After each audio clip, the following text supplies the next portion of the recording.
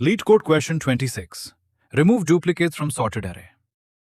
ఒక సార్టెడ్ అరే ఇస్తారు. మన టాస్క్ ఏంటి అంటే డూప్లికేట్స్ని రిమూవ్ చేసి యునీక్ ఎలిమెంట్స్ మాత్రమే ఉంచాలి.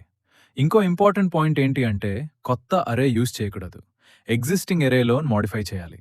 అరే ఆల్రెడీ సార్టెడ్ కాబట్టి డూప్లికేట్ ఎలిమెంట్స్ ఎప్పుడు పక్కపక్కనే ఉంటాయి. అందుకే మనం 2 పాయింటర్స్ టెక్నిక్ యూజ్ చేస్తాం. ఎగ్జాంపుల్కి అరే 1 1 2 2 3 అనుకుందాం.